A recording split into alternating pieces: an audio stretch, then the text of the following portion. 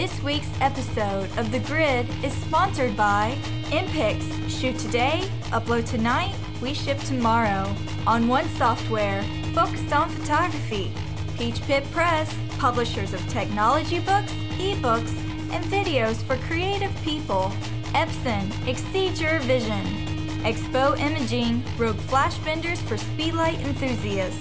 Intel, the power you need for hardcore creatives. Squarespace, everything you need to create an exceptional photography website. And B&H Photo, the professional source.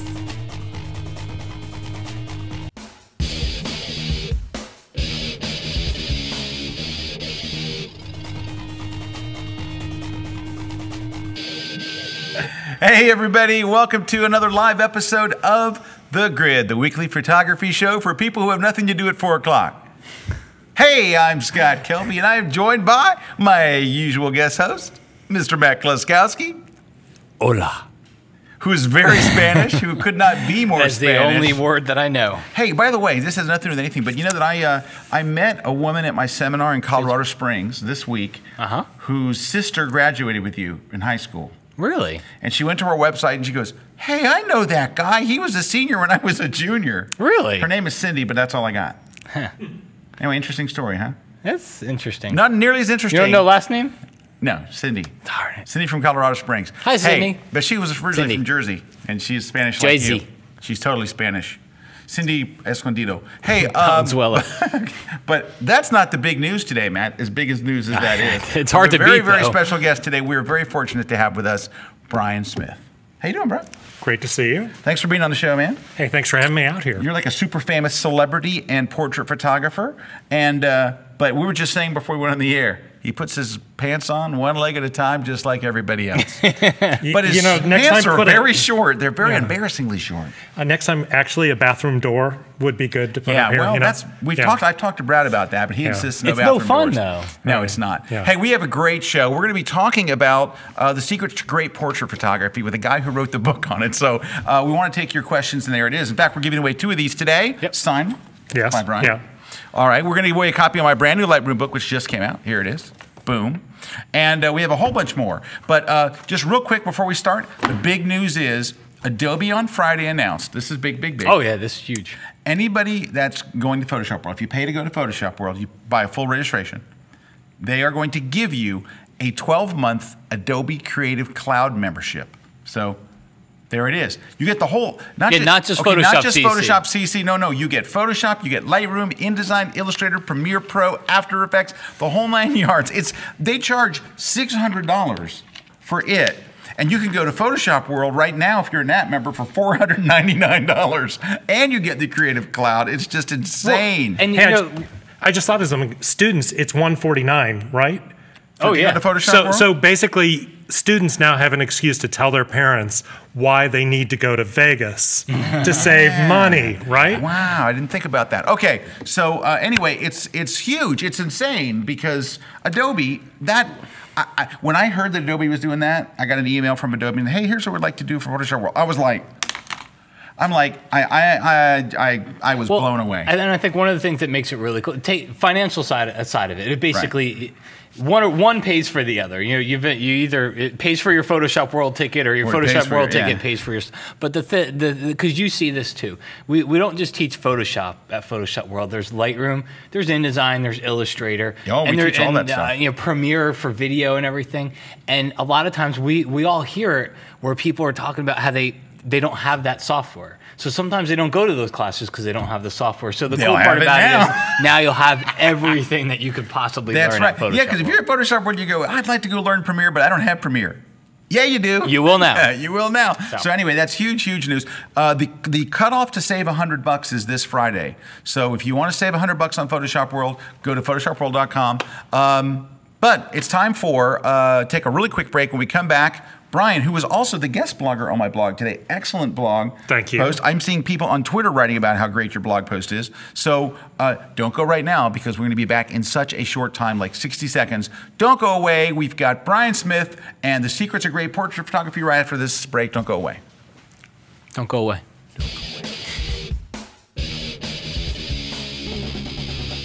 Get the world's best photography, lighting, and Photoshop training at Photoshop World. It's 3 non-stop days of real-world training where you can get personal attention and unlimited access to the world's top instructors in Photoshop and photography. When you attend, you'll have chances to experience hands-on live shoots and workshops. This is the must-attend conference for photographers and Photoshop users. Register before August 2nd and save $100. Sign up today. Photoshop World, the world's best Photoshop and photography conference. Hey, we are back. Just a quick shout out to our sponsor, MPix. How I love MPix. So I used MPix last week. Wanted to send a friend a print of a football print and sent them the file.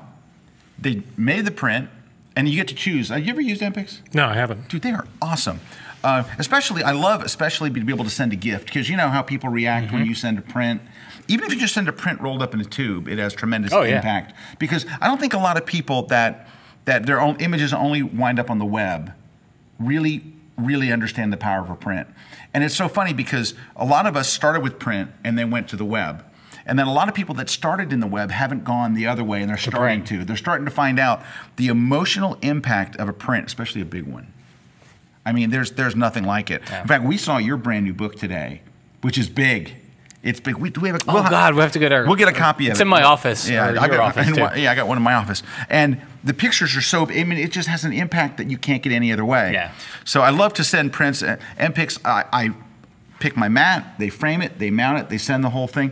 And if you don't want it, you don't want your customers to know it comes from MPix. They'll drop ship it blind. Really? It just comes in a box. And yeah, it doesn't. That's great. And it gets done that way too. Yeah, and it's quick. I mean, it's like you send it and then boom, it goes out. So anyway, go check out mpix.com. Hey, I'm going to be. I just finished my tour. I mentioned I'm going to be in San Antonio teaching my Shoot Like a Pro tour on August 16th.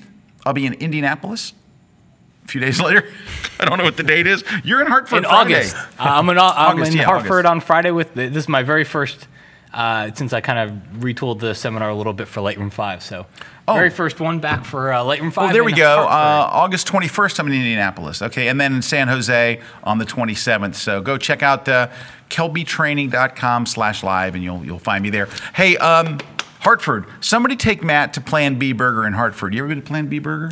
No, but Hamburger 21 gets raves here. Oh, yeah, so, Burger 21. Yeah, Burger 21. Yeah. Burger 21 here in Tampa. All right, hey, so our topic today is basically, it's about shooting great portraits. You wrote the book on it. Can we just hold up the book real quick? Yes, we can. Because I had this book before we got these copies to give away.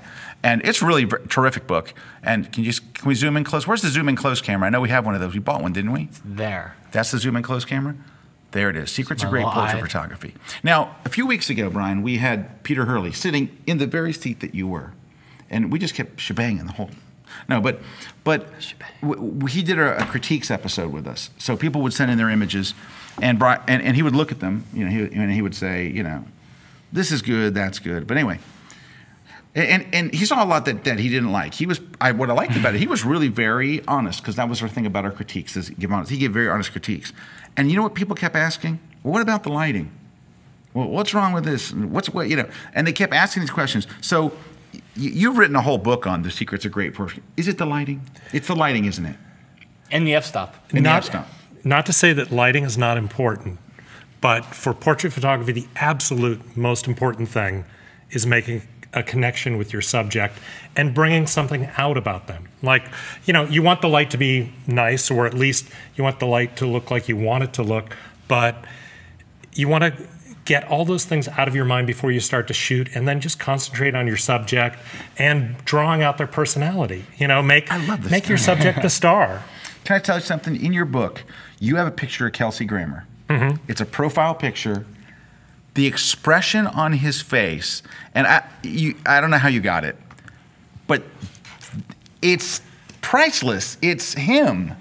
Well, there actually is a funny story that I photographed Kelsey for Art and Soul, a book to support the arts and arts education.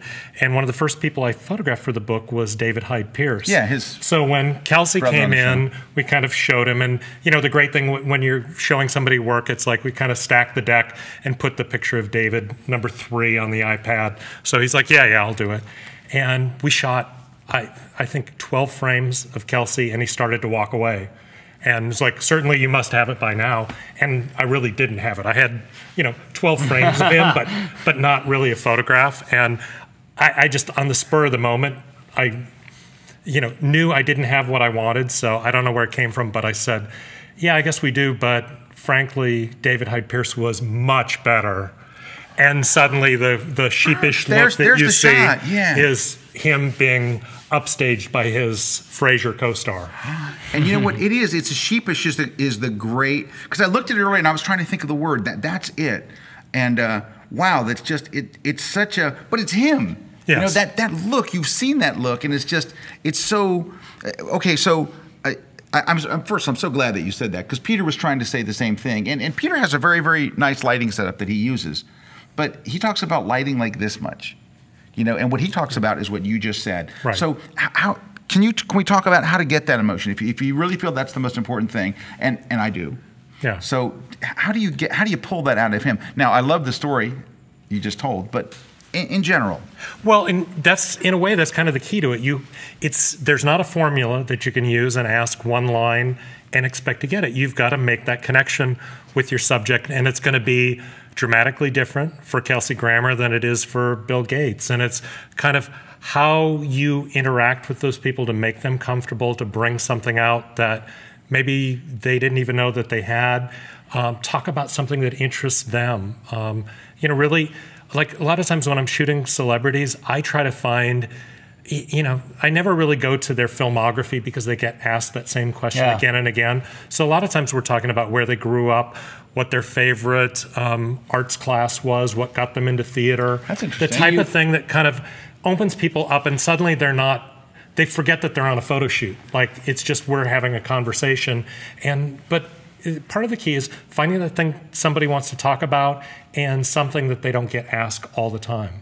Do you research them much before? A little bit. You get them in front of the camera? But I guess you want it to be candid too. So you don't want to say, you wouldn't happen to be into soccer, would you? And when you know that they love soccer. Yeah. No, I think some of it is, I try not to over research things because I want to be surprised on the shoot too. Yeah. Like, I don't want to know everything, but I'll find some obscure fact, like maybe they love to tap dance, and I never knew that before, so we'll talk about that and find something that is interesting for them and kind of moves the shoot along more quickly. Mm-hmm.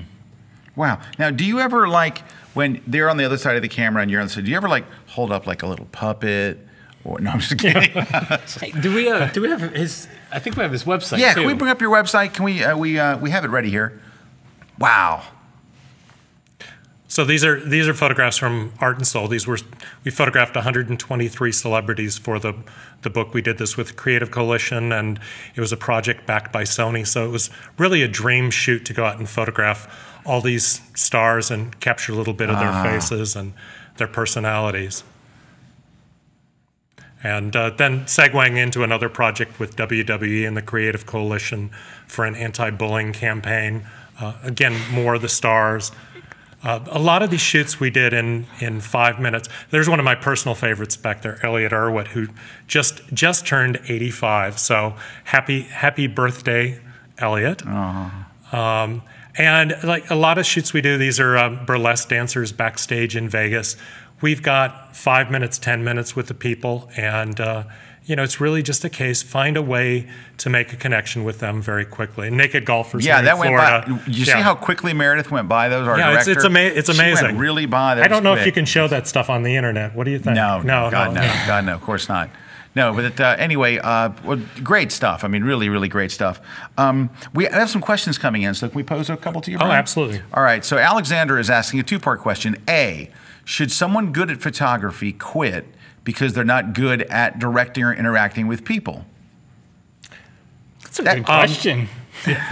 Yeah, loaded question. It's a loaded question. Go ahead. No, what you want to do is work on that aspect. You realize there's something you're weak with. That's actually a very that's a very good question, because it shows that he's sort of looking at like what might be a weakness, and that's what you really want to concentrate on. Can I see that the camera really quick? Yeah, because we say this over and over on the show, that what makes the good picture, it's nothing on here. I mean, it's so little of it is the camera technique, and so much of it is everything else. Yeah.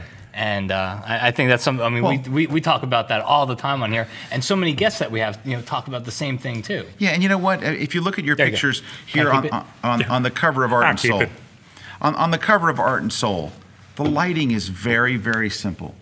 You know what I mean? You don't have 10 lights going on. You're not doing all this wild stuff, but the expressions are amazing, and it's like what makes these pictures so wonderful. Can we go back to your site? And on the very home page is you'll have to go back to the home page. Go back is a wonderful picture, and I can't think of the actress's name right now, but you know who it is. Well, you certainly know who it is. Yeah, I love this one, by the way. This is from X Factor. I thought that was a great shot. Oh, well, it wasn't the homepage. It was the first one you brought up. And keep just going. I think it's set to random. Oh, it's set to random? Well, it's actually going to click through. There we go. So that's Anne Hathaway. Yes, Anne Hathaway from the Disney. She's been in all those Disney movies.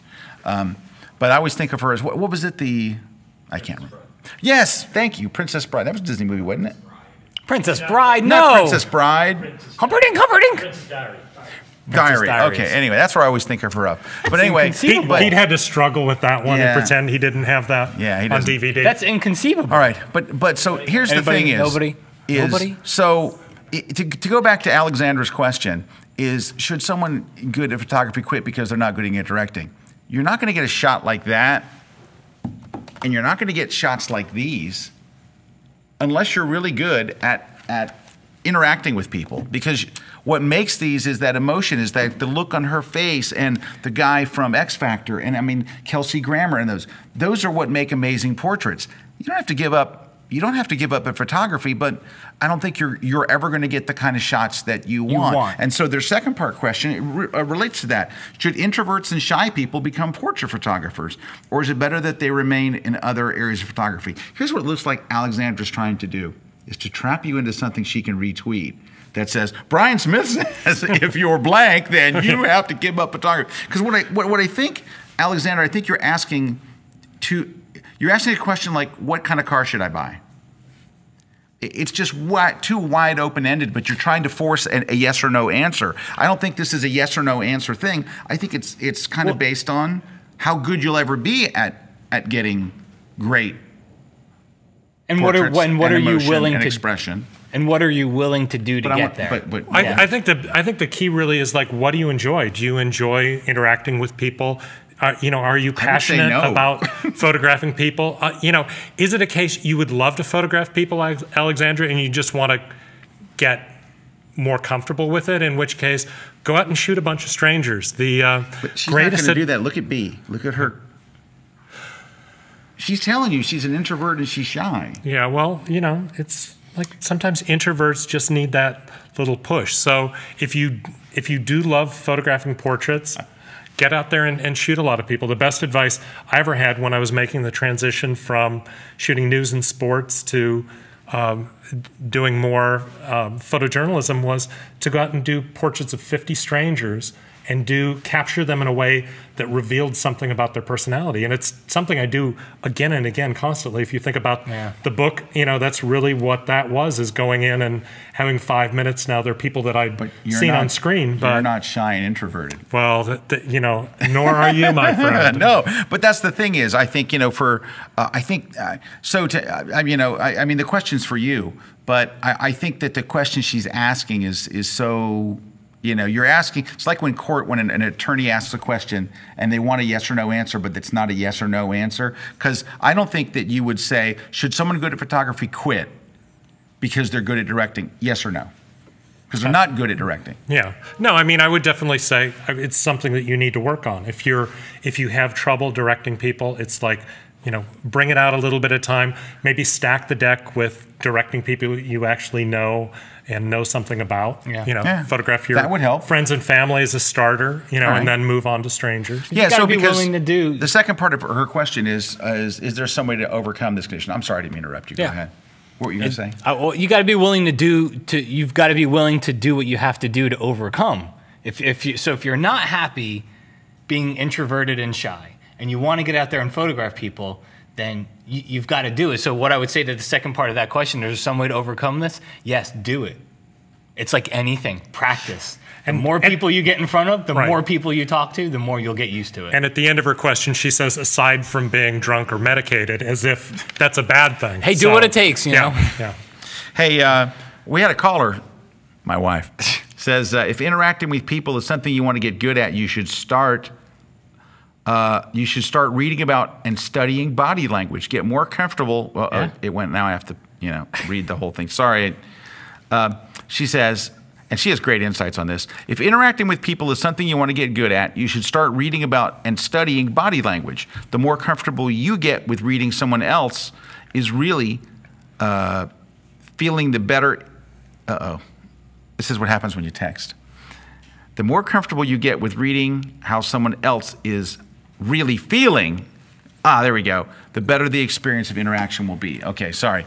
Okay, so no, I think that's true. That's a really good, because the comfortableness of the person on your set is there. Most people in front of the camera, I think, are just, including celebrities, they'd rather not be taken a shot of. That's why you get 12 frames. Yeah, exactly. Right? And it's not necessarily easier with actors and actresses because a lot of them are more comfortable being in a role than really revealing who they are. So I think I've heard that a lot. One of the nicest compliments I had as the very first person we photographed for Art and Soul was Tim Daly. And about 10 frames in, we came up with a picture that I really love, and I called him over, and he sort of looked at it, and he's like, God, I'd love that. And it's like, I loved it too. And I asked him later, because we got to be friends, what it was that he loved. Because it's like, I react to it, I just think it's really cool. And he goes, that's the first time somebody really caught me in a photograph. I try to hide that, and you brought it out. So I think that's one of the things, if you can make people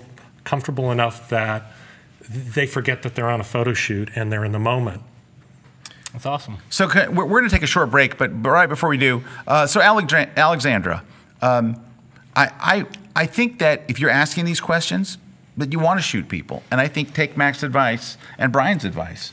It's something you're just going to, if you really want to do it, because you wouldn't be asking about this. And Calibra's advice is to, you're just going to have to do it. You're just going to have to do it. It's going to be something that, like anything else, the more you do it, the more comfortable you become with it. Hey, we're going to take a short break. When we come back, we're going to talk about a whole bunch more. I want to talk to you about that Sony camera. When we come back, right here on The Grid, don't go away, on The Grid with Brian. Don't go away. For me, the moment is king in street photography.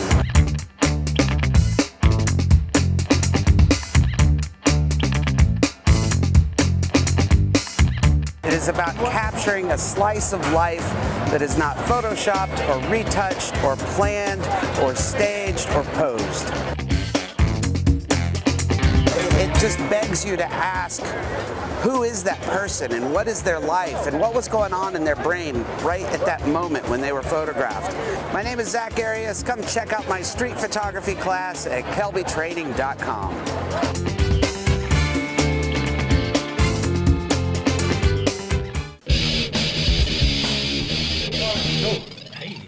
Hey, wow, we're back. That was quick. Hey, just want to mention real quickly, I don't know if you guys were following the big news yesterday. SmugMug had a new big launch. So if you're a SmugMug customer, they host my website. And they had a really big launch, all new look, all new stuff, all new big. New designs. They're getting tons of buzz all over the web. So if you haven't gone to SmugMug, and they're not really officially a sponsor or anything, but I know it's like the big buzz today. So go to smugmug.com, check out they got great designs. Oh, yeah. The designs are insane. Oh, there we go, right there. Hey. So can you scroll down a little bit? Scroll down, there we go. And you can see a couple of the designs here. There we go. And keep scrolling, keep going, go. I see one with Scott Kelby's photos in it. Yeah, they asked to use a couple of mine. I was like, yeah, I'm a customer, go ahead. Yeah, see, look, cool. And keep a little further. Anyway, they got some cool stuff. If you get a chance, go check them out. Hey, Peach Pit Press, Peach Pit Press, the people that publish my books and Brian's books and Matt's books and everybody cool's books, has an e-deal. An e-deal on the secrets of great portrait photography. You may have heard of this book. The one that we're talking about here from Brian. The ebook deal of the week is normally $39.99, but you get 40% off if you go to peachpit.com slash, what is it, KelbyTV? Yep. Peachpit.com slash KelbyTV. Type in the code Kelby TV, and you get that book for $23.99, which basically devastates the royalties you'll be getting. Absolutely, but it's well worth it just to be here with you. Oh, well, there you go. So thank you very much for Peach Pit for offering that. And also a quick shout out to our sponsor, B&H Photo, the greatest photo place in the world. And, you know, they come to my seminars. They come to your seminars? Yep. Yeah, I just saw Gabe there yesterday, and they're wonderful people. Their level of customer service is just, that's what made me fall in love with them before I ever knew them. I mean, they have every piece of. You ever have anything like break off your camera ever? Like I lost the little rubber thing here. You mean since lunchtime or before that? It's like yes, absolutely. But they have every one of those and stuff. But anyway, their customer service is great. They're great people. Go check them out for anything that you're going to buy. Just about anything that plugs in, except for maybe a washer, because they have everything from TVs to musical equipment to audio stuff to video stuff to photos. Hey, all right, so we're back. We got a bunch of questions. I'm going to just bang through some of these. Okay. So. Jim Kern says, what do you ask naked golfers to make a connection? Yeah. Well, it's not that sort of connection, Jim. Actually, the naked golfers were for Sports Illustrated, and it's like the perfect situation as a portrait photographer photographing somebody who's comfortable in their own skin, and that's pretty much the definition of nudist. So, they were 2 days with a lot of fun. Yes, okay. Yes. Okay, so Chandra asks, or Chandra, no, it's Chandra, of course. I'm being asked to take pictures of people who are a little on the heavier side. So how do you tell them that we need to angle them on the pose or something without offending them? Well, I think with everybody, you know, you want the best pose to make them look the best. So, you know, whether somebody weighed 102 pounds or considerably more, you've got to pose them so they look great. So it really has nothing to do with, you know, oh, I need to move you this way because you look heavy. It's, can you turn your hips a little bit this direction and lean forward a little bit? And I think, you know, like one of the keys is like everybody looks better if they're leaning forward a little bit. So kind of concentrate on that. You know, some of it's your own angle, just like, and, you know, just pose them in a way that they look the best. It's like, so people look better like leaning amazing. Forward? Yeah, yeah. Okay, I like looking that. Great. So I've done the same thing, but what I do a little differently. If I'm on a shoot and someone's a little heavy, I go, you see that wall? Okay, move behind it. All right, just stick your eye out. Just your eye. Bang. Just kidding. Works good, though. Kidding. Okay, so that was Jim Kearns asks again. Jim's a very prolific question guy today. Brian, are most of your shoots quick like the Kelsey Grammer shot, like 12 shots or so? That's really an exception. I mean, we can shoot, you know, a lot of times I've got 5 minutes or 15 minutes with some of the people that I shoot. Like, to me, it's a great leisure if I've got an hour or two with a subject. So a lot of times it's 5 or 10 minutes. You just get ready, you know, you're set up. Sometimes we've got 3 sets ready to go where somebody moves from one to the next. And actually, if you keep it moving, there have been a lot of times when people walked in and said, you've got 5 minutes, and suddenly 20 minutes later, they're still having a good time, and their PR guy's tapping the watch, but they're like, no, it's okay. Yeah. So I think sometimes just, you know, being ready for your subject so you make the most of their time. That's a great sign, though, because that means you did something really good, because you know that they told you, you know, like, oh, just tell them I got 5 minutes. Yeah. And then they're there. So that's great. Right, what else we got here, Ski? Let's see. R. Dukeshire, besides getting a great image, what else do you enjoy about photographing people? Meeting them. You know, I mean, it's like, I think to have kind of a window seat on humanity, where I've shot everything from the world's richest man to homeless people, and you know, you have, you know, 5 minutes, 10 minutes, an hour to find out something about what makes them tick. It's kind of like, you know, a wonderful psychology experience where it's like you learn something about somebody in a different walk of life, you know, whether they're more affluent or less affluent, or they're this part of the world or a different part of the world. It's like, that's what I love. It's even when we're traveling for travel photos, a lot of times I'll do portraits of the people that I meet while I'm traveling, and it's that 5 minutes that we spend together that, you know, gives me a better appreciation for where I really am. How and I only knew this because because we had lunch and we kind of talked about this a little bit. But you started off in journalism, Yeah. And then kind of, you know, there's still a journalistic nature to this, but you kind of made that transition. How did that transition happen? Well, I think one of the things, I was really lucky as a newspaper photographer to cover things like Super Bowls and Olympics and NBA finals, and I love photographing big sporting events, but what I really enjoyed were the times that I could be one-on-one with the stars and, you know, really kind of interact with them. As opposed to shooting them with a 600 millimeter lens, it's like being up close and personal. And so it's like I was drawn more and more to that. And really that's one of the things that you're afforded much more with magazines than you are with newspapers, because so much more of it is, you know, personality stories behind the scenes. So to me, it was kind of a natural transition to go from one to the other. I think that the things are different. I don't think one is better than the other, but I think you can learn something you learn with one, you can apply to the other. So even now, if I'm doing a staged pose portrait, I still watch for the moments of spontaneity. It's like something that's happening. I'm not shooting reportage anymore, but if something great happens, sometimes you have to be bright enough not to get in the way of it and just let it unfold. Let it go. Yeah. Now, you shot Bill Gates. I heard he's a pretty nice guy. I heard he's very nice. Bill actually was wonderful. We photographed Bill, and kind of the thing with a lot of the CEOs, it's like in an hour of his time, you can imagine how much money he was making while we tied him up. That's why he's so nice. Yeah, exactly. He's just guy in the world. It's like, what does he have a bad mood about? So the guy's got a lot on his mind, but it's in terms of real simple direction. There wasn't a lot of, you know, there wasn't a lot of over-the-top direction, but it was really like, Bill, could you look over this way to the side or something like that, and just very simple things to bring out the personality. And did you call him Bill or call him Willie? I do believe I called him Mr. Gates. So. All righty. What else we got, Ski? Sean King, what type of lighting do you use for your portraits? To me, like the go-to lights pretty much are, if I want to light a big space very, very evenly, I'll use an Octabank. The 6-foot Elinchrom Octabank is, you know, to me, it's like a great sort of like wall of light. So if I really just want something to seem as though, oh, somebody carved a window just where I wanted it at the right time of day, I'll work with that.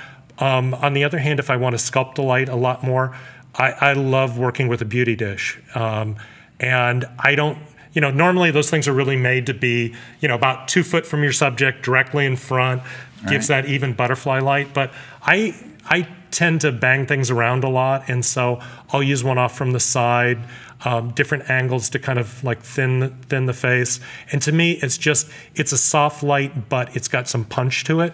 So a lot of that decision is really in terms of like what effect I want the light to have. But the one trick that I'll tell everybody is always start with your main light. You know, do not go out there and set up 8 lights to begin with, turn them all on, and then try to figure out what's wrong. Get that first key light the way that you want it, and then if there's something you need to add to it, then add to it. But a lot of times I work with one main light and a fill either from ambient light outdoors or, you know, just a low power light in the studio just to bring up the fill a little bit. And if it looks good, then stop. You know, resist the temptation to add too many lights just for the sake of having it lit more. So that brought up a question for me personally, which is, you know, so when I look through the book, I see so many different types of portraits. I see portraits that were done in the studio, you know, down to the cover, which was done on a beach. Right. Take a look at the cover. That's Vince Neil from Motley Crue, right? Isn't that Vince? Neil? Home Sweet Home. Oh. You do know your rock stars. Okay, that's not him. It's Richard Branson. So Vince Neil would never be in an astronaut suit, right? Probably not. Probably not. Not right now. Anyway, so but you've got all those different portraits. So going off of what the last person asked, which is what lighting do you use? I guess all that lighting might even change based on where the person is. How much of that is you interjecting into the art direction of this shoot, or someone telling you, we want him outside, we want him inside? How much of that? I guess what I'm saying is, how much of that do you pick, and how much of that do they pick? Well, it's sometimes there are times it's completely up to me, where it's like, show up, on Tuesday to photograph somebody. The Richard Branson is an example where the pitch had something to do with where I knew we would be shooting, because the pitch was probably the coolest pitch I've ever heard in my life, which was a photo editor started off the conversation. What do you think about photographing Richard Branson wearing a spacesuit on his private island in the Caribbean? And it's like, yeah, it's like, and I said, frankly, you had me at Branson, but sounds good to me. So at this point, we already know they that had me at spacesuit. Vince Neil. The private island exterior is what's important. So yeah. So in that case, the exterior, we knew we wanted an exterior shoot, wanted to show where he was. You don't go all the way to Necker Island and then just shoot indoor against a white seamless.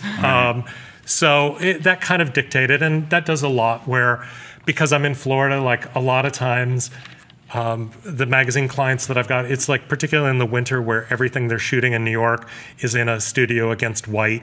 They want to see blue skies and palm trees, even if it's not blue skies that day, but get out there and capture a little bit of the environment. Now, we had a lot of good questions, so I want to bang through them a couple of here. Digital Dad from Indy says, in your opinion, is a candid portrait really portraiture, or must a true portrait be planned, staged, etc.? Well, I think that depends in terms of what you say is a candid portrait. I think, there's a lot of street photography. If you just happen to be shooting people, that's not really a portrait. On the other hand, a lot of times if I'm photographing somebody and I want them to kind of forget that I'm there, we start off, we set up the lights and everything's kind of frozen for the camera. And it's like, really what would you be doing if I wasn't here? And then, I'm still really, setting everything up, but letting my subject take over and do what's natural. So that kind of falls into that candid, semi-posed portrait where you're putting it in the situation and letting them take over. Photograph a lot of athletes, and I'm not gonna coax Tiger Woods on his golf swing, but I'll say I want to shoot you, here teeing off or something, and just get him in position and let him do his thing. So, so it's candid, but it's still a portrait. Okay. Knight Rider 2007 says, how do you settle down someone that doesn't want to be photographed and get a great pic? Employee at work that must be in the company portfolio. Okay, good question. Well, first off, because I know this is David Hasselhoff asking, I would think immediately you'd hope that the subject is a fan of David's, and then that makes it much easier. But I think the big thing is what we were talking about earlier is like start that conversation. They're like, I don't want to be photographed. Don't do this. It's like, forget about it. This is going to be nothing. This is easy. Let's just come over and let's talk about stuff. And then gradually start to lift the camera up every now and then. And a lot of times with direction with people like that, I try not to do too many things that make them think of a photo shoot. I'll just say, move your arm over a little bit or lean forward, and then we just keep shooting. So I think sometimes relaxing people and getting them in the mood. Lean forward, it makes people look good. All right. Is humor a big part? Humor is a huge part. So it's kind of breaking down the barriers. I don't know any jokes. I never remember any jokes, but a lot of times just sort of interacting with people and, if you can bring out a one-liner on the moment and in reaction to something they say, it can loosen things up a lot. Great. Hey, we've got lots more great questions. The questions are pouring in, and we've got some really good ones, including another one from Alexandra, which I think she's got a great question. So please stick around. Don't go away. We'll be right here live on the grid in just a minute or so.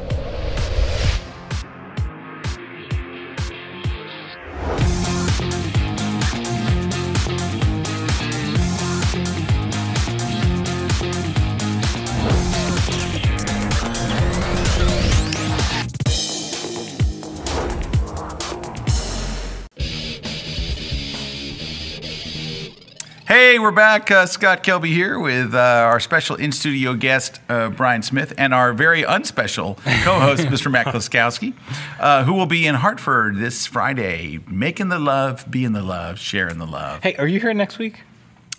No. I'm not here next week either, so we're going to have to turn the show over to somebody. Oh, I'm at God. the WPPI on the road in I tell you, I ain't turning on the it over- road show I'm in not Vegas. turning it So over if you're to going to be Pete. there in Vegas, Pete come say will hi. do crazy stuff on this show. He just showed me the bottom And of his just with foot. that, everybody's marking their calendar to tune in next week. Yeah, Oh, that'll that'll be be bad. Hey, really good question Okay. from Alexandra.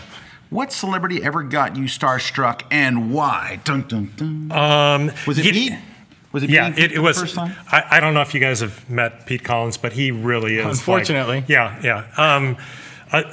Running into Pete Collins in Vegas and stuff, it's sort of, he's kind of like Elvis back He is. again and stuff like that. Yeah, he's So, dead. Kind of. Yeah, but kind of. Pete Pretty definitely much. comes across as dead.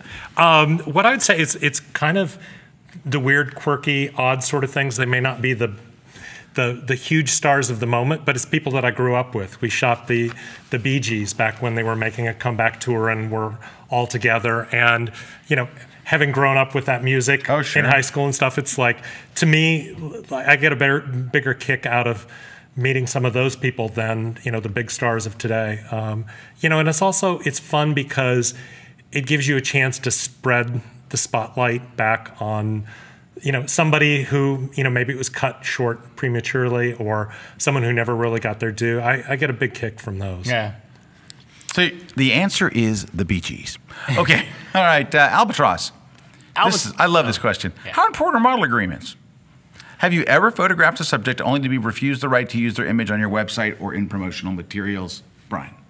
Well, most of the time when doing editorial shoots, no model releases are Right. involved because it's really, it's news. It's news and you're telling a story. So very rarely will celebrities sign a release for something like that. I, knock wood at this point, have never had anyone complain and ask to take images down from the website. I've had a lot of stars who've asked to use the images on their own website, and I pretty much look at that as like a fair trade-off and offer to do that. And sometimes that's even led to sales to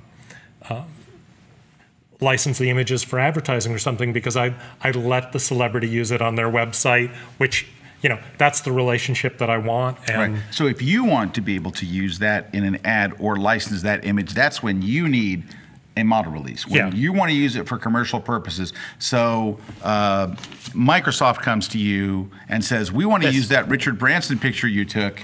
If you don't have a model release, you can't sell that image to Microsoft. Yeah, and typically what a lot of times will happen is even without signing a blanket model release, it'll go like, well, you've got to negotiate with Richard, and they get them to sign off on that. That actually happens very often on photographing celebrities who do a lot of movies. I photographed Gene Hackman for the cover of Cigar Aficionado, and we never had a release on it, but his movie company, I think it was Miramax, wanted to use something like that. They get him to sign off for that particular use. Right. So even without the release, he signs You can off on still, that, and you I can get the still big check. negotiate So, the big check is good. I would assume you needed a model release.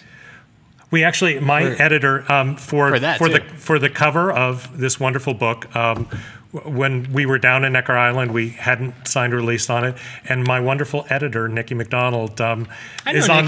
Nikki has Richard Branson on her speed dial, so she immediately got us clearance on a weekend, got a model release signed for it, and he even asked for copies of the book when it came out. Awesome. So, Let me tell you, that's you what ever you want to try to hear. Nikki's good. Yeah, Nikki's very good. You try to get a model release from Pete Collins, good Yeah. luck. Yeah. All right, Jason Joseph. Hey, Jason. So Jason helped me with my last shoot in New York. Jason just made fun of my watch. Did he? He did. He sent in a No, comment. that's actually a nice watch. Do they make it in man's version? That's what he said. He said, I want to commend Matt for wearing his wife's watch today. Oh, that's nice. My kids got me this for Father's Day because we were on the beach, and I said, I need like a good beach watch. I don't have a watch because most of my watches are kind of nicer type of watches. I was like, I need a good beach watch. Rolex, Piaget. And Did you guys notice he just pulled the kid's card? Oh, yeah. So You they got pull me the this kid's for card, Father's it's like, Day. yeah. So take that, Jason. Boom. Jason says, Brian, who have you not yet shot that you would like to? Well, he has a multiple part question because he just does. So, Brian, who have you not shot that you would like to shoot? I always wanted to shoot Halle Berry. Never had the chance. We've been close. We actually were on competing movie sets in Morocco, but she was on her Showtime set and we were on our TNT set. So How'd you like Morocco? That's as close as ever got. Morocco good? Morocco is absolutely stunningly beautiful. 5 weeks on it can kind of wear on the psyche, but a beautiful place, wonderful place to take photographs. Do they have McDonald's and Burger King? Fortunately, no. Okay, no, they don't. So I could make it there. Okay, next part of Jason Joseph's question. Who have you shot that perhaps you would like a second chance at shooting? Well, he's saying to do something differently because that's kind of changes it suddenly. Maybe because it was too fast. There's certain people like, we for Art and Soul, we had an hour with Anne Hathaway, and basically that's in my, on my appointment calendar. Anytime she wants another hour, she can have it. Not that I necessarily want to do anything differently with it. It's just she's great in front of a camera, and really the shoot went everything we could possibly get out of it we got, but I'd love to do it again. On the other hand, you always hate to walk away from a shoot and at the end go like, oh God, I know what would have been better for this. I mean, sometimes something doesn't go quite the right way and you realize it was, the approach could have been different or the concept could have been different, or, you tried to sell the magazine's concept that the Star hated, and then everything started off badly. So, you didn't find that out until it was over. Yeah, I mean, it's like sometimes it's like it's too late at that point to go, no, you don't really have to put on the feathers and stuff. We'll take it in another direction. But there's a lot we happens with Scott all the time. Scott, don't put on the feathers. Stop it. I'm trying to find a good question here. You guys are like, All right.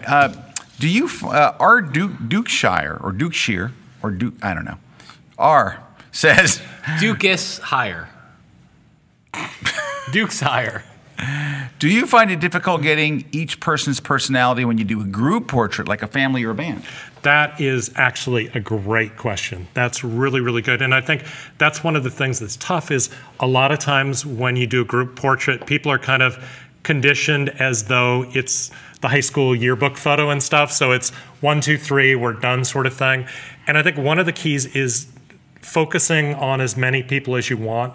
Ultimately, there's always that one person you kind of have to move around and everybody else feels left out. So occasionally interact with everybody in the shot. Make sure that everybody feels that you're paying attention to them, even if it's just like you're posed perfectly, don't move an inch. Like just so that they know they're a part of it. Because we'll do that a lot, because I think a lot of times it's like you're redirecting all these people and the guy's like, gee, what's wrong with me? I can't get attention. It's occasionally it's like, don't move, you're perfect. And just let them know that, oh, okay, well, got it. Yeah, if I'm shutting up, it's yeah, so it's like that's, I think the biggest thing is it, gets more difficult as you go up in numbers. 4 is still pretty manageable when you do a group shot of 200. Good luck making all of them feel special, but do your best. Yeah. Earthrock says, how did you develop the style you have? When did it click for you that this style is what you wanted to deliver to your clients, aside from money, of course? I think some of that is, I noticed a lot of times emerging photographers ask me that question. It's like, where does this come from? And people get really hung up, like, what's my style, what I'm going to do. And I think a lot of it just evolves naturally over time. You start shooting the way that things interest you, and it's kind of that personality, your way of seeing how you react to people, like what really interests you brings that style out. And I think other people recognize that I had a style, before I ever did, where a lot of times humor's involved, or out of just the fact that I'm in Miami, a lot of the images end up being big, bold, colorful images, because that's kind of what Miami is. Yeah. New York photographers a lot of times are surrounded by really somber, gray, gritty environments, and sometimes that's reflected in their imagery, whereas like I'm with palm trees and blue skies and big puffy clouds. So I think sometimes where you are and what interests you brings that style out. Okay. Monaco Javier. Monaco, this is for you. For portrait work, do you ever find yourself repeating the same look or style? By the way, Monaco doesn't sound anything like that in person. I know Monaco. Anyway, for portrait work, do you ever find yourself repeating the same look or style that's worked for you in the past? And if so, where do you find inspiration for new looks, poses, expressions? So let's start with the first half. For portrait work, do you find yourself repeating the same look or style? I think we kind of almost answered that a minute ago. Yeah, and I think sometimes you have to determine is a project that you want a cohesive look for. So obviously, Art and Soul was an instance where I wanted the pictures to play off each other, right, and almost like the style to disappear, but that's not what I want to do again and again. Like a lot of times, it's more conceptual and environmental. But you know what? What's nice is when I look at your work, I can see that they're your photos. You do have a style, even if the background's dark on some and light on the other. It still kind of looks like you, and I think that's really important. That because if people hire you, they don't want a random look; they want your look. Well, you've talked about this before too, where you've said, you know, when somebody hires you, they don't look at all your work and say, I don't want any of this. Yeah. nothing to look like it. Something totally different. Occasionally they do. Occasionally, yeah. All right. Hey, we're going to take a short break. I don't know if we really answered that question, but it's too late. It's time for a break.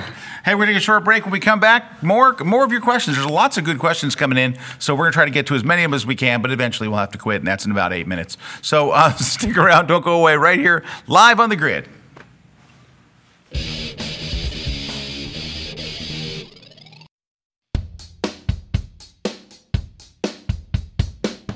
Whether you love to read ebooks on your iPad, consider your Kindle your best friend, or addicted to your Nook, Peachpit ebooks are for you. When you purchase your ebooks from Peachpit, you get 3 formats. That means you can easily read them on any device of your choice. Or if you're in the mood to read on your computer, we supply you with the PDF. Head on over to Peachpit today to get an ebook for 40% off.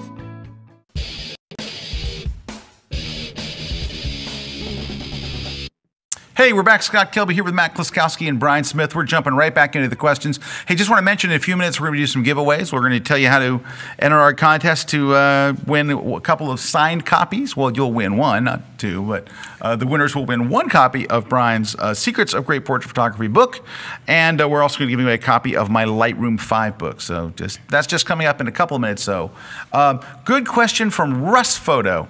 He says, Brian, how many images will you deliver to celebrity clients, and how long does it take for you to pick your top shot? Now, your clients aren't necessarily the celebrities themselves. Right.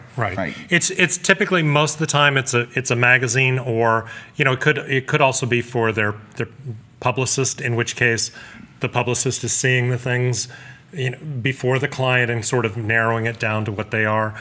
It kind of varies. It's like some people really want to know, what are my 5 favorites, and other times they really don't care. So, with publications that I know are going to make their own pick, sometimes I'll rejuggle the file naming a little bit. So the really cool stuff, best situation, is up front. It's like, just because you shot it in order doesn't mean you need to present it that way. So sometimes we kind of tweak the deck that way. Can we stop? That's really good advice there. That's great advice right there. Let it marinate. And we're on. No, that's good. Just because you shot it in that order doesn't mean you have to present it. So you're basically going bridge or something. I use Lightroom. Oh, God bless you, man. Oh, I was using bridge just so I didn't offend you. Because, if you say like an old guy who probably doesn't buy software, right? No, I didn't mean that. But, it's like, I don't want to say Lightroom like you're a hip kid, and then you go, I use the bridge, and I'm like, oh, God, so I always go bridge first. Well, I'm not a hip kid, but I still use Lightroom. Then we go, okay, Lightroom, good. It works much better that way. Yeah. But, okay, so you just say. So, I'll grab, if I did 5 situations, and it's like, sometimes the shoot progressed really, really nicely where, boom, it happened at the end. A lot of times what I'll do is just reverse the sequence. So it's, last image first and go forward. And then rename. Yeah, rename it. I always rename it anyway. I like this because guy. That DSC 40729 just doesn't really tell you that much. Doesn't resonate. So. All right, so that was there's some good stuff in there. Okay, let's see. How do you get ready to shoot a portrait when you're just not feeling it? Greg Carey asked that question. Greg says what? No, Brian says, Greg. I think some of that, you know, Somebody said something. Mess that to death. No, I think that's a great question, and I think that's honestly one of the biggest differences between shooting photography as a hobby and doing it as a profession. Because when you're hired to shoot photography, it's not about whether you're feeling it at that moment. It's not about whether the light happens to be beautiful on that day. If it's Thursday and you've got to do the portrait shoot at 2 o'clock in the afternoon and the light's crappy, you have to learn how to make it work and how to bring your subject out.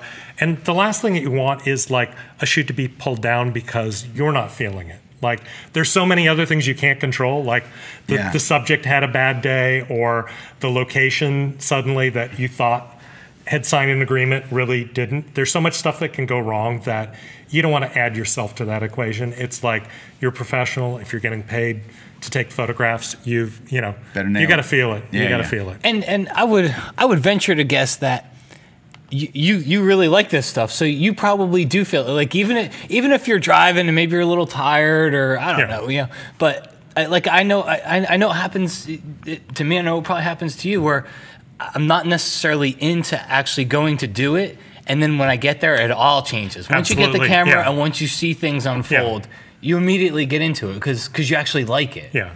And I think in a way that's kind of what you want to do, is to generate the type of work that you love to shoot. You know, it's back to the earlier questions of, do you want to shoot people? If you're really passionate about shooting people, you want to get assignments to do that, because I might not be quite as jazzed to go out and shoot pictures of Clorox bottles. And still life photographer might love that. It doesn't really speak to me, it's people. So, you know, show the work that you love, and that will generate the type of shoots that you don't feel like you have to get up for. Yeah. So you're an anti-chlorite? No. Okay. Hey, Jason Autry has a very good question. Is there something particular you do every time? Maybe something you do with like men or women? Like if I get a guy on the shoot, I always... Wow. I wish there really was a go-to move. I sort of have some things that I'll do to salvage a shoot if it's not happening, but you know, so many times what's being asked is differently, whether it's, you know, we need to tell something about the personality, or show where they are, or you know, just a type portrait. I think probably that go-to move, if everything else is not working, is start with a tight portrait, work out from that, capture some environment. I probably one thing that I do is move in and out on shoots. Try not to shoot from the exact same distance with the same lens, where the whole take is locked down on a tripod. You know, if something seems like it's a really, really wide angle shot, see what happens if you come in really, really tight, or vice versa. If you're doing a headshot, see what happens if you pull back. So, can I ask you a question? Let's say that you do that. You zoom in, you zoom out, and all, and you show the clients. What have you noticed any kind of pattern which one's clients like better? Are they more likely to take the tight shot? Are they more likely to take the wide shot? With your experience, is there one more than the other? I think more than anything, they love having the variety. Like suddenly they realize, like, oh, no, we want a tight shot, but it's nice you gave us this option. Or, you know, sometimes they'll change their mind. Like, you know, the number of times somebody said, this is exactly the shot that we need.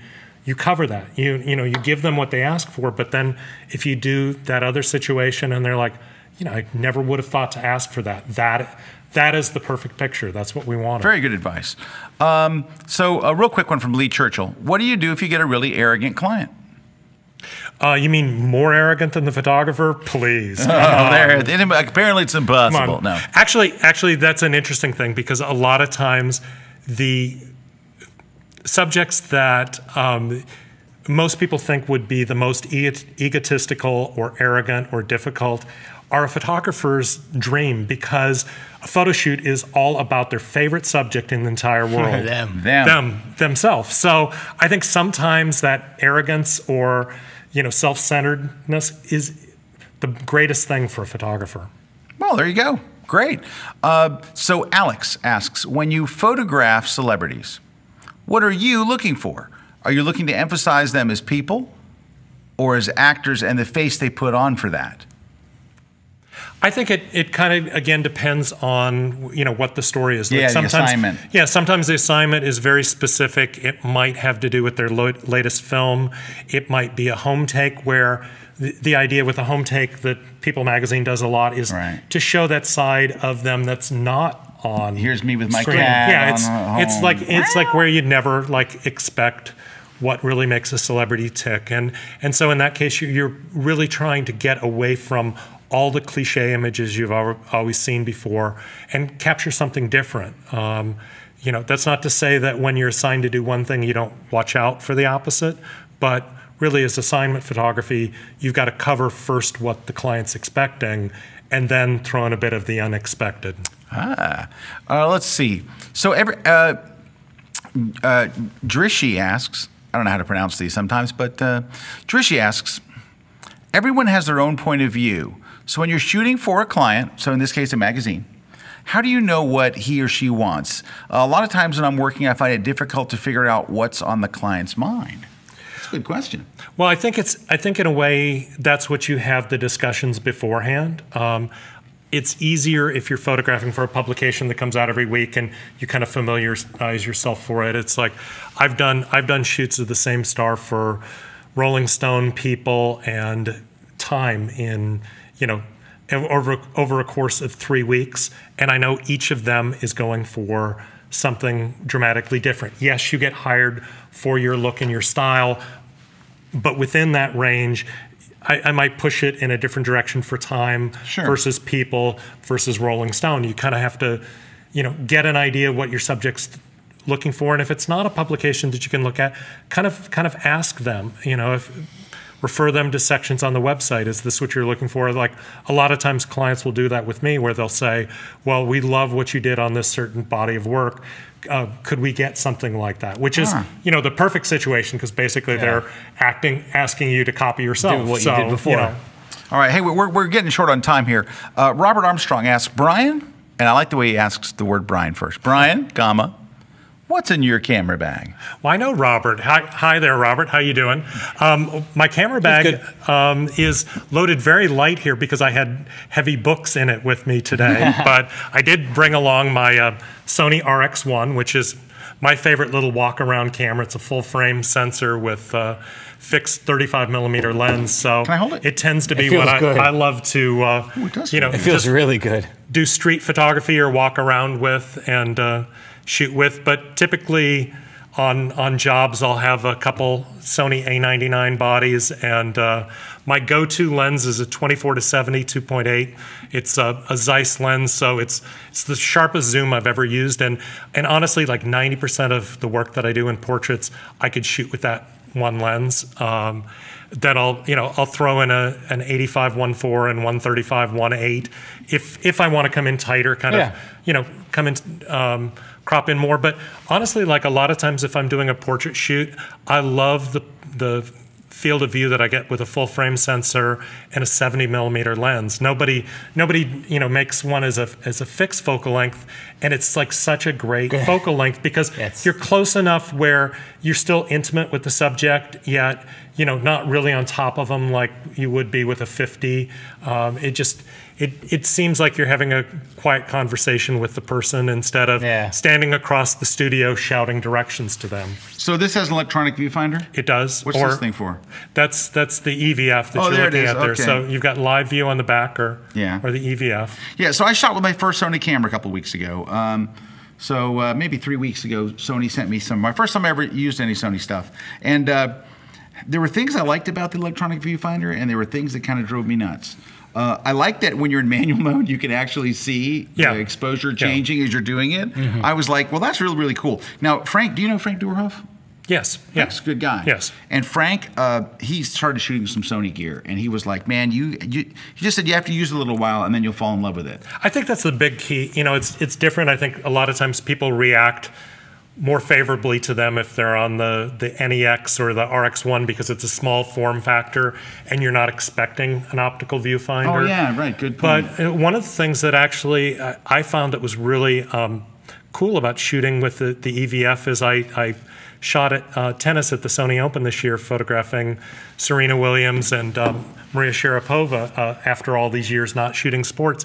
And I loved moving it over to the black and white picture mode style, where the EVF is suddenly in black and white. I found, like, instead of shooting a light green ball against a medium green background, it's like having it in black and white, I was able to track much better. So even though I'm shooting it in RAW in color, I'm seeing it in the viewfinder in black and white, which you can also do like to pre-visualize. Like if you want to see what the scene would look like in black and white, it's kind of cool to see that in the viewfinder. And it's, that's been a trick. Like people use that trick in Photoshop, especially for like dodging and burning. Right. Because when you take the color out, you can really concentrate on what's too bright, what's too dark in the photo, and you want to bring it out. And it's almost like putting that layer mask that you're going to remove at the end anyway. And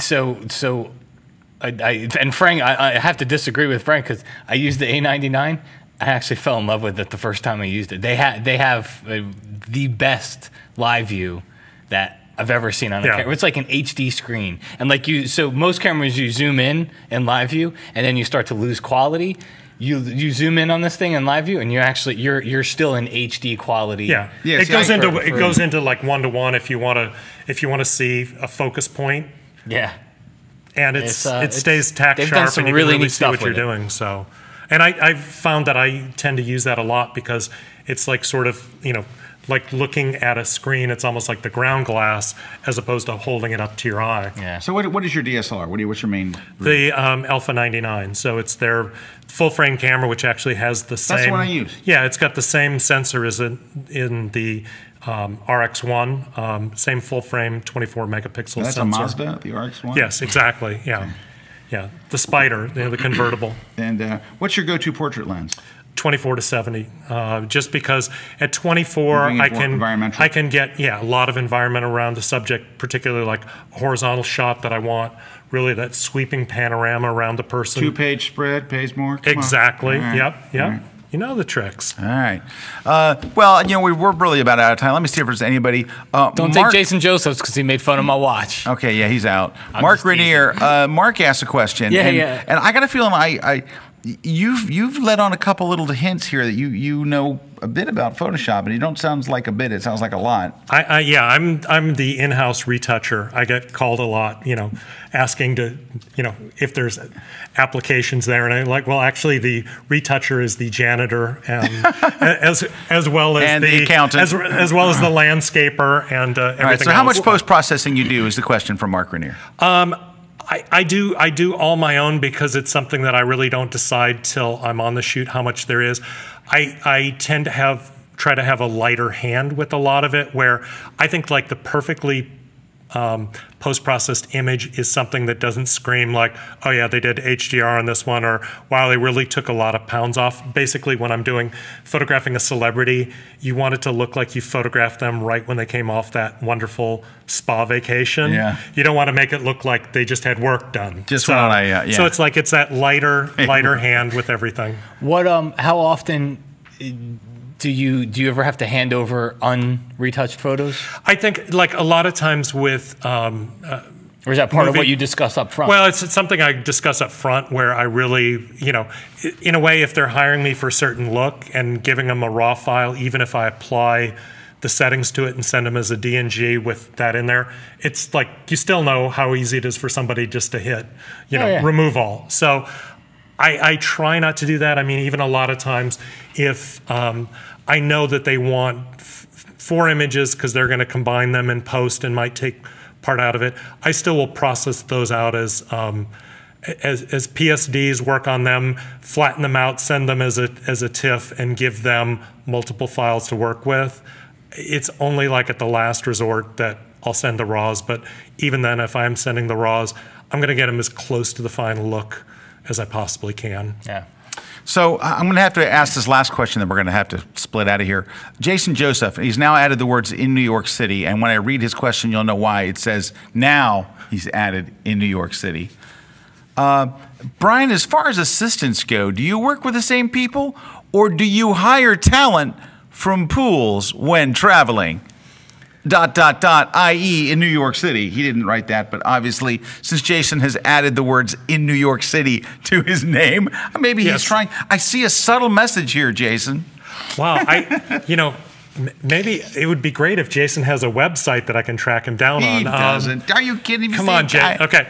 No. So a lot of times it's like traveling, like with a lot of magazine shoots, it's, myself and one other person. I tend to take a stylist with me because my wife's a fantastic stylist and makeup artist. And that's the one thing that, to me, is if I can only take one person with me, I want somebody with that creative eye, the person who's going to look for the, how the clothes need to be adjusted while I'm concentrating on the faces and stuff.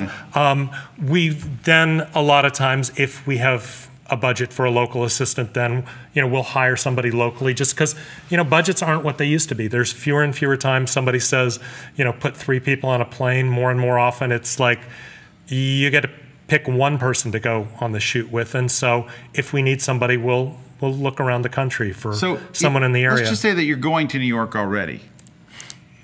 Like for Photo Plus Expo, you mean? Yeah, like for Photo Plus Expo. But while you're there, you think you're going to shoot a celebrity, and what kind of discussion would you have with that assistant, Jason, prior to shooting a famous person to let them know what's to be expected? Brian. I think that's actually a great question, and that's something that's really important. Don't encourage me. I thought that was from you. That was from me? Okay. From Jason. Yeah, okay. You said that in such a meaningful way that I know, I was really good. Okay. Okay, Jason. So one of the key things is, like, today everybody is so much more plugged in. Everybody has, we were sending out our tweets before we came on the air and stuff. Yes. It's really, really important to find out going in what you can and can't talk about. And don't tweet anything, don't Facebook anything, don't, post it on your blog until you've had the discussion with the photographer. Because don't turn your avatar black and white. Oh, sorry, Jason.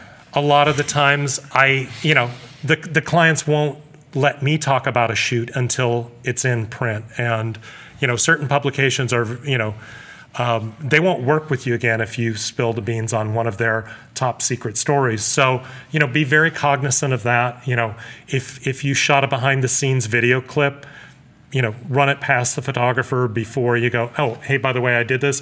What do you think? They might go, hey, that's absolutely fantastic. Let's see that.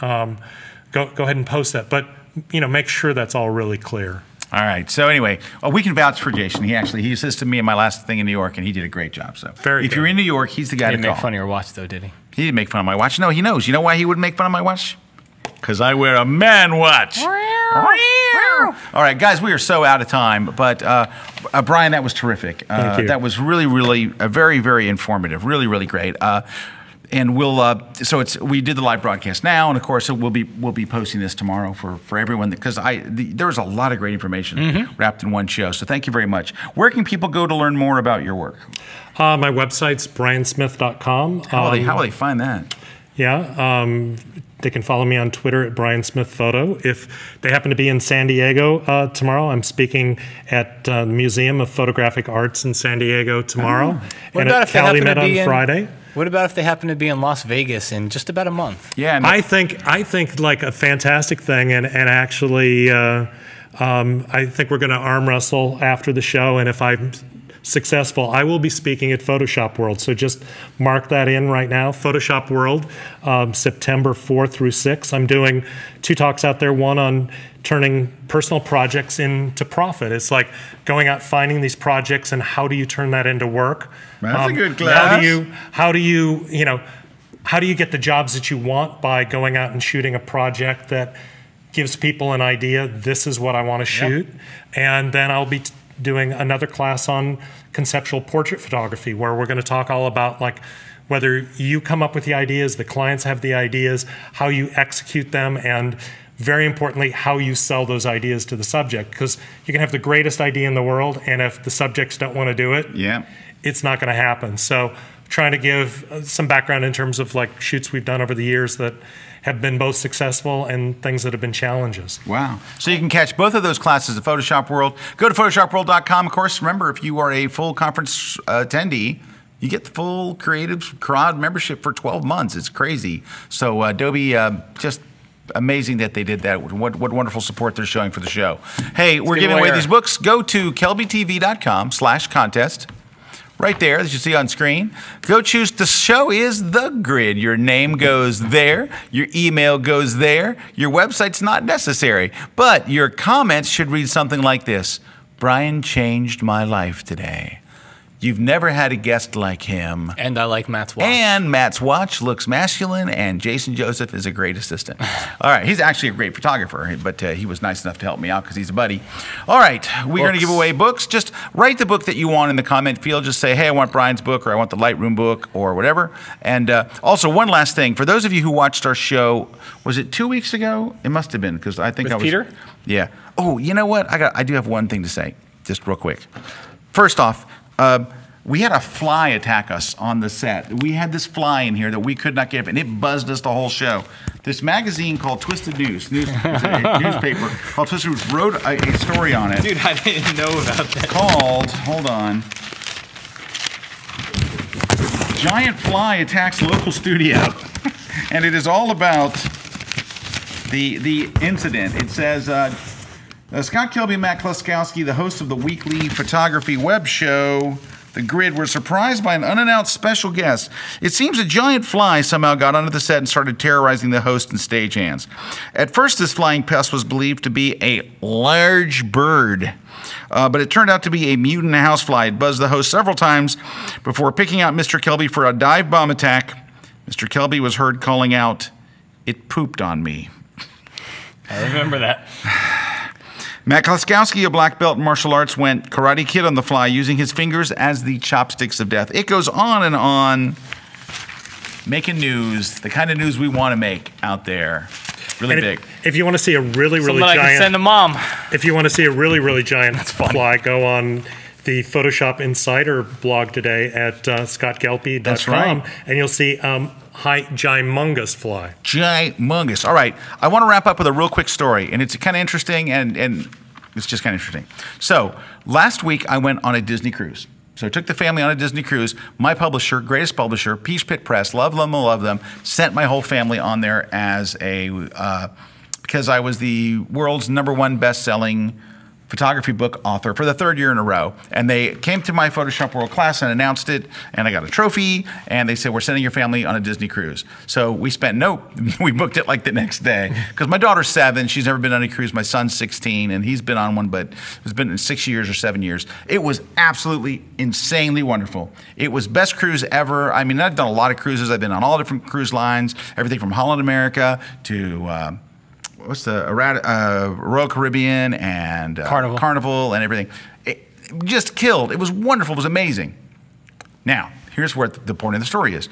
So when you're on the ship, they have photographers that are Disney photographers, and they want to sell you a package of images, and they get your picture when you come on, and they stock you the whole time. They're like, you don't know how many pictures they've taken to you. They give you actually an album. And you go every day, and they've put new photos in this album. And it was weird. It's like, how'd they get in my shower? It was weird. They had all these different stuff. Anyway. Be careful when you sign those releases. Yeah, really, because there's... Anyway, but, so the thing... Oh, hold on. Oh, just thought it was Mike Kleber chiming in. But anyway. Don't say that. Here's what was, and I think you'll find this surprising. I found it surprising. They have big signs, professional photography. They're telling you. So we're sitting at dinner the first night, and they're coming by and taking pictures, right? And they go, hey, can we get a couple of pictures? You guys get together? And I look up, and the photographers got a Nikon DSLR, a Nikon DS800, DS800, I think, flash. SB800. SB800, sorry, SB800. Aiming straight at me, just bang, firing into my face, like a headlight of a car. No diffusion dome, no bounce, no nothing, no rogue something, nothing. Just an absolute bare flash. Now, in my book, my digital photography book, which was one of the books that helped me to get on this Disney cruise, by the way, the very first thing I said, straight on camera flash, you do this to people you hate. You do this when you want to make somebody look like their driver's license photo. And these are Disney photographers charging Disney money, and they're coming by. Nothing, a bare flash. And so for days, there are people with bare flashes taking pictures. I mean, seriously, they're putting a flash on the top of the camera and just firing it straight at you. No diffusion, no nothing. I'm like, so of course, I look at this album every day. We never bought a single picture because they all looked horrible. It wasn't our expressions. It looked like someone had taken a big flashlight from Home Depot, shined it in our face and said, okay, take the picture. Now, I love Disney. I love the Disney cruise. The cruise was amazing. I have zero complaints. But I got to tell you, there's somebody that is responsible for photography on the Disney Dream. Why in the world aren't you having them do anything to even attempt to make the pictures look pretty? Because everybody else bought them. Maybe it's because everybody else just buys them. Because you're not trying to make a pretty picture. All you're trying to do is say, documenting, I was there. Look, there's my son and my daughter. I never like them, but my wife loves them, and she didn't really know about it, you know. I know, but she'd love them even more if they were well lit. So that's the thing. It's like, it doesn't have to be well lit. It just doesn't have to be horribly lit. It's like it's like, how hard is it to do any? They didn't even put they're not even the free diffusion dome that comes with it. Didn't even have nothing. They could put a piece of tissue in front of it would look better. And I was stunned as I watched for a week. Thousands of pictures everywhere you go. People, what are you doing? Oh, you're in your shower, in the bathroom, and just straight bare bulb, harsh. It's like, what could you do to make the light harsher? Nothing, right? I'm stunned. So whoever you are, Disney, head of photography on the Disney Dream, you're on the coolest ship, on the coolest cruise line with all these cool people. And one day when you're talking to all the photographers and going, hey, guys, this week, why don't we try? Just an idea. Forget it. You're not going to do it. Anyway, Brian, thank you very much for being on the show. Absolutely really tremendous information there. Thanks to Peach Pit Press for the great deal on your book. Don't forget to take advantage of that ebook offer. Thanks to Peach Pit for sending me a Disney cruise last week. Matt, thanks for just being you. Doggone it. You're welcome. I can't help it. Brad, Pete, thank you guys. Crew, everybody. We'll see you guys next week. I won't be here. Matt won't be here. Someone will be here next week on The Grid. Take care, everybody. And there's the jib. This week's episode of The Grid is sponsored by InPix. Shoot today, upload tonight, we ship tomorrow. On One Software, focused on photography. Peach Pit Press, publishers of technology books, ebooks, and videos for creative people. Epson, exceed your vision. Expo Imaging, rogue flash benders for speedlight enthusiasts. Intel, the power you need for hardcore creatives. Squarespace, everything you need to create an exceptional photography website. And B&H Photo, the professional source.